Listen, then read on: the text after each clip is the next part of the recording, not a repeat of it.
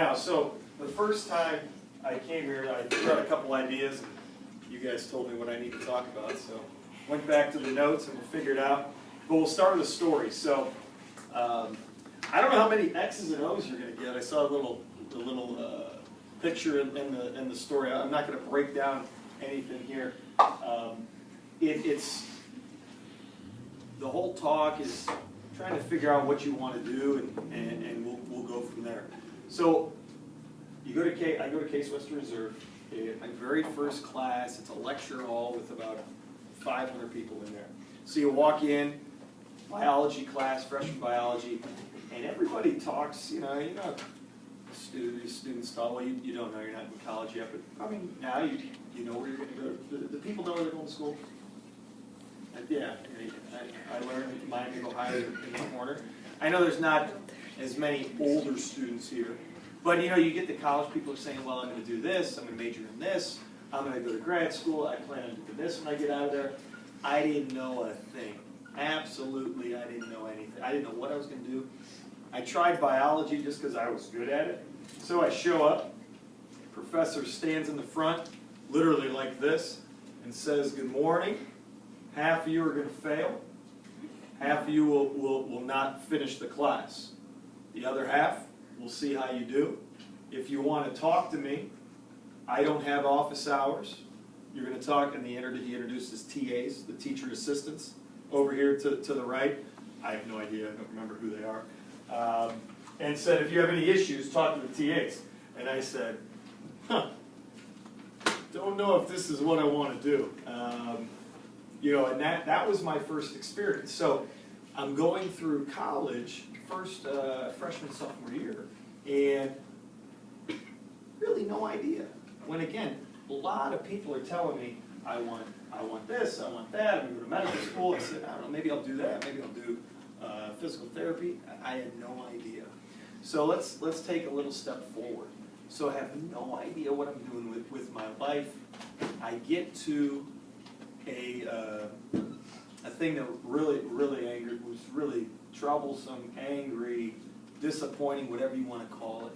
So fast forward 2 years to my junior year. So the increase, and you may experience this, just so you know, tuitions tend not to just stay the same. So if you're going to whatever college or whatever, it's probably not going to end the same way it started. Okay? So by junior year, there's a substantial increase. There's $4,800 increase. So, you know, what do you think I'm going to do? $4,800, they don't increase my financial aid. What would you do? See ya. Whoa, okay. All right, okay. All right, that's one way to go. You know, you're 2 years in. I didn't have that approach.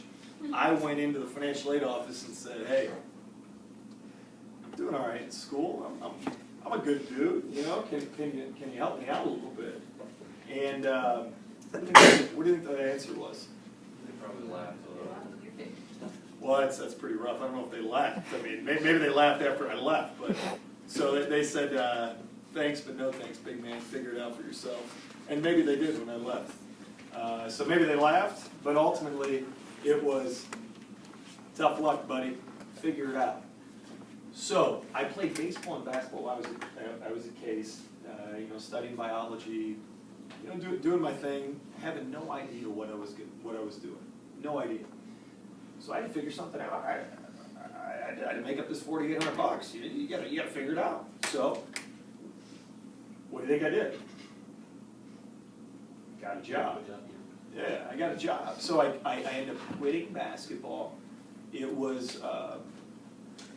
It was tough. You know, you're put in a situation where you think, oh man, this is, and you know, I may have said a couple different words when I was in college instead of oh man. This is a tough situation. You know, looking back at it, it's very easy, and we'll get to this throughout. You know, these stories that I'm going to give you. That you look at it, and it in front of you, right in front of your face, it's difficult. It's terrible, it's this, it's that, but in hindsight, it was a blessing in disguise.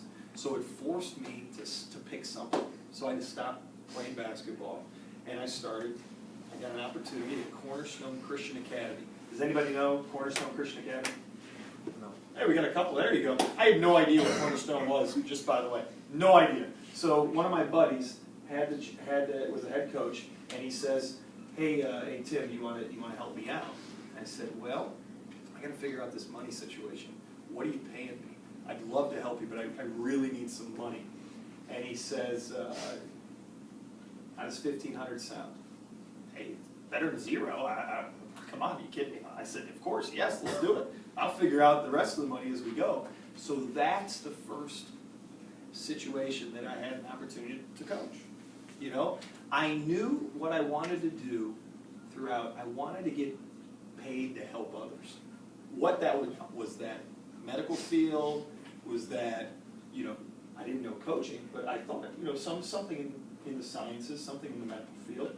So I get this opportunity through a really tough situation, you know, through that financial situation, which I'm sure everyone in here is going to go through some sort of tough situation that initially you have these blinders on.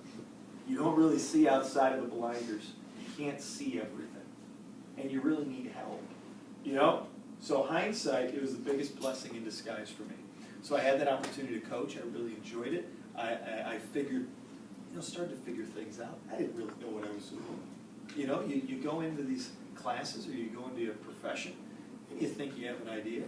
Then you find out you really don't know too much. But I enjoyed it and we went from there. Okay? So fast forward. So my junior year I do that. My senior year I'm working, in the summer I'm working camps. So I find out through camps, man, it's pretty good. You know, I really like this stuff. Maybe I can do this for a living. Then you do some research and you say, huh, there's a chance. You know, most people start out as graduate assistants. Maybe I can do that. You know, I'll just do that. Then I found out that that's really hard. So I'm working Carlos Boozer camp. Does anybody remember who Carlos Boozer is? Some of the, yeah? Okay, so Carlos Boozer, actually a really nice guy. He gets a bad rap in Cleveland. Yeah, if you guys want to talk about that later, I swear he's a nice guy. But he got a lot of money to go to Utah, for the people that don't know. So he left the Cavs a long time ago. But working camp, a guy by the name of Kevin Billy was the head coach at Notre Dame College. So you never know when an opportunity is going to come up. So I worked camp one because I needed money. Going back to that blessing in disguise, you know, I needed some money, but I worked, I got to know people, I enjoyed it, I figured out, man, I just don't like this. I think I really like it. Maybe this is what I want to do. Maybe this is my career. So I go from, I don't know what the heck I'm doing. I have no idea. Everybody at school, my classmates, seemingly everybody at Case, everybody knew what they wanted to do. So I'm starting to figure it out. Near the end of my college career, I actually figure, you know, what I want to do out. And, you know, I get some job offers. So the toughest thing, so yeah, I graduated. Now I'm trying to work chronologically with you. So we're working summer camps junior year, work summer camps again senior year. So then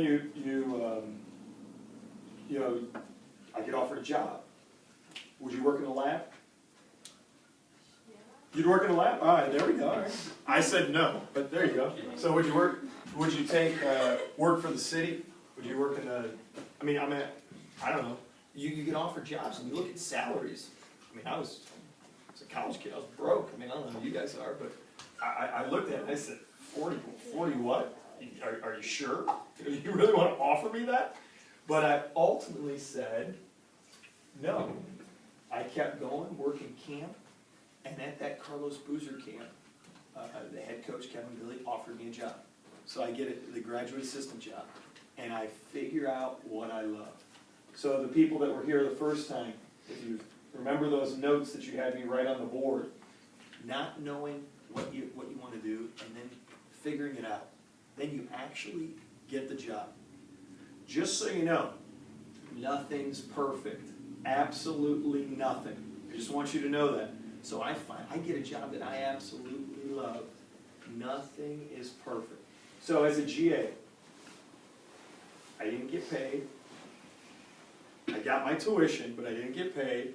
I didn't get meals. So I had to figure out, you know, some part-time jobs. But ultimately, I'm doing what I love. I love this stuff. I'm working a ton of hours. So you just figure it out. At the end of the year, again, nothing, I want to emphasize, nothing's perfect. You know, I knew I wanted to be in a field where I help others, but I found this passion with basketball and coaching young people. You know, at the end of the year, for whatever reason, the taxes or the finance department, I don't know. Again, another curveball's thrown. So I figure out I owe $4,800. They count the $28,000 in tuition that I got as taxable income. And again, I didn't make this money. What the heck am I going to do? You know. So you just figure it out. So the first thing I'll say, one, nothing's perfect. The second thing, if you really, really want something, and you truly, truly want something, and you love it, you'll figure it out. You know, how bad do you really want it? You work odds and ends job, you work side jobs, you figure it out. Okay? So that's ultimately what I did. So you figure out what you love, and you just keep working. You keep working, you keep plugging away, and do the best you can. But you can't do it alone. You gotta have help. Okay, you gotta have help. So fast forward a couple more years. One of the assistant coaches, again, I was a GA, I was hardly making anything. One of the assistant coaches leaves. Boom, there's my opportunity. So somebody else leaves. You know, you have faith. Some people call it luck, some people call it faith. I mean, that's for you to decide. I know you're at St. Dominic's in the espresso your faith room, you know. So I'm assuming there's a lot of faith in this room. But I called it faith. You know, you just have faith that you're going to figure it out. You work your tail off. That's the chance to get into the game, or the admission ticket into whatever you want to do. I know we had some people that wanted to do movies or cook last time, or swimming was their cup of tea. But you got to work, and you have to get help. So I had that opportunity. So I'm working as an assistant. And this is the biggest thing. This is the thing that everybody that was here the previous time said. You find out what you love. You finally figure out what you love for a career. But there's a time when you have to step away. So I wasn't going to do it. You never know. You know, Father Tom talks about in his homilies, you know, interacting with others. Jesus, you know, God being within everyone. So thankful for me, you know, a couple mentors of mine. I actually, you know, further down the road, I know Father Tom has a lot of meetings, but you know, every now and then I give him a call and knock on his door and hang out with him and ask him for some advice as well. But my wife, she told me at Notre Dame, the head coach is doing things, and he's the one that gave me a chance, that were just unethical, that I didn't necessarily agree with. We were going nowhere. And in the basketball world, if you lose games, what do you think happens? My man that said just financial aid laughing at me. What do you think if you lose a bunch of games? You get fired. Yeah. So we were going nowhere. You're good at it. You're 1 for 2. But the other one, you're close. So you get fired. Going nowhere. There's some unethical things going on. So you stay true to yourself. I was not going to leave. Was not going to leave. Even though it was brutal, if it wasn't for 2 or 3 different people, especially my wife, saying, I'm not going to let you go back there. I'd rather have you volunteer at Cleveland State or just volunteer with the Cavs. I'd rather have you volunteer and get out than go back to that situation. So ultimately, I left something I love. So there was a talk of last time, when do you know? When do you know when you should leave something that you have attained, that you really like, a career that you love? You know, you love what's going on, but it's just eating away at you. you've got to be willing to listen. You know, you just got to be willing to listen. And sometimes you just got to be willing to have somebody push you and say, you're not doing that. Because I was a little too stubborn. I wasn't smart enough to listen at the time. Again, looking back, blessing in disguise. So I leave something I love and I follow a path that is less, I don't know anyone that traveled this path of going to be an admissions director. So all you people that raised your hand with what colleges you're going to, I didn't work at a college, I worked at a high school. So if you went to go to a private high school, I'm sure there's an admissions director. Yes? Yeah? So I was that guy, where you come to school, you walk the halls, or if you're me before, I don't always walk the halls here, I kind of wandered the halls before I came in here. You do your thing, and then you come talk to me. And that's what I did for a year. And if you want to follow the path of being a head coach, so my dream was to be a head coach at the collegiate level. Follow the path of head coach. It's not go be an admissions director, just so you guys know. All right? It's like the opposite. All right? Whatever you think, I did the opposite. It was something that I followed. You know, I followed others helping me. Some pushing me or kicking me, whatever you want to call it. Okay? All right? So I just have a couple notes to make sure I'm on the path. So yeah, so you don't always see it. You really don't.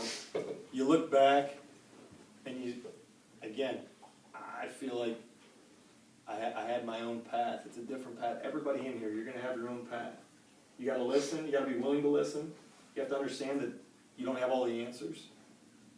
And hopefully, if you're as dumb as I was, you have somebody that'll push you.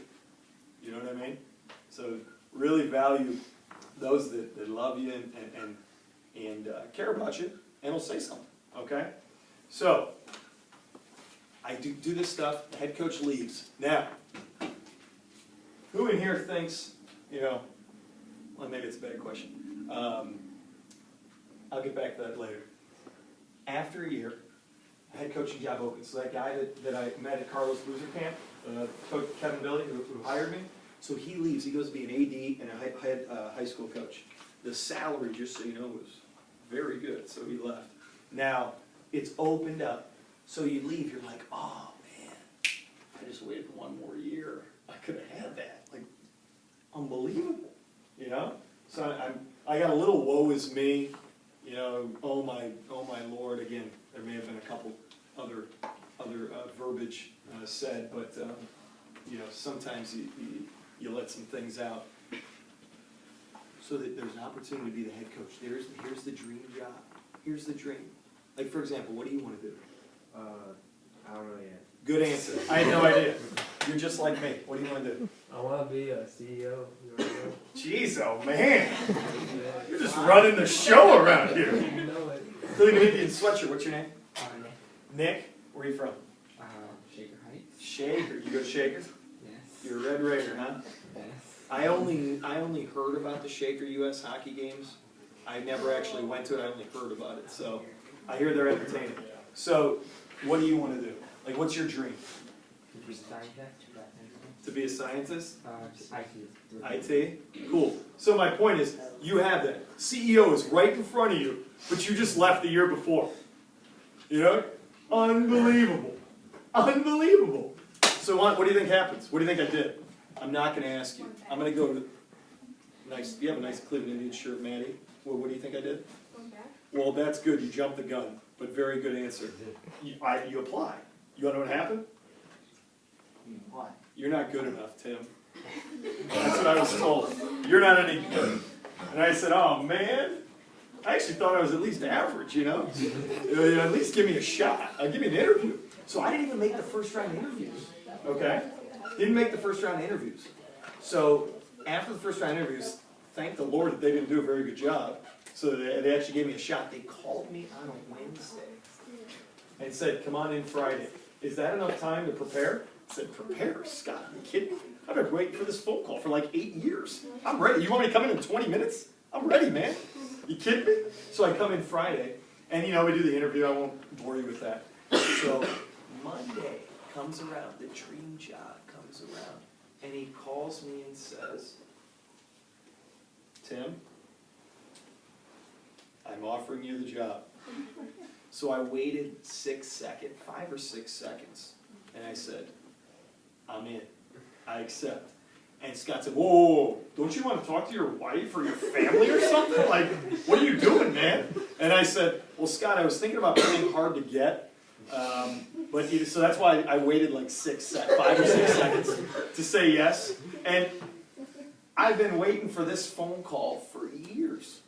You think I haven't talked to my wife about this? Like, are you insane? Or my family? Like, what, are you nuts? I said, I'm in, man. There's nothing to talk about. So, just be ready for it. You know, if that's what you want, be ready. You're going to have to work. I mean, you're going to have to be at the bottom and work your way up. Some of those days, you know, I still mop the floor, but you got to do some mopping on the floor before you become CEO, all right? I'm about to grind. Yeah? Oh, you're grinding, huh? Okay. All right, right there, huh? Yeah, there you go. So my point is, you never know. You never know. You never know. You know, I'm the knucklehead that went and did the admissions stuff. You know, completely went out of the field. Stayed in a little bit at Lake Erie College, but went out of the field. Wasn't in the first round interviews because I wasn't good enough. At least they thought at the time. But had help to get in. Got in. Got my dream job. So then now you got your dream job. You've made it. CEO. You've made it. You're ready. You're ready. What do you think? Where's my guy go to Miami, Ohio? Where'd you go? Me. There you go. What do you want to do? Math teacher.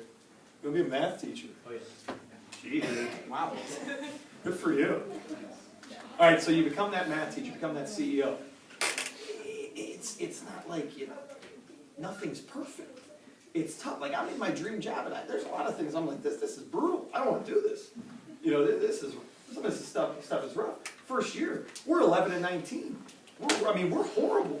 We're getting beat by like 25 or 30. And you're like, I don't know if I want to. Did I make the right decision?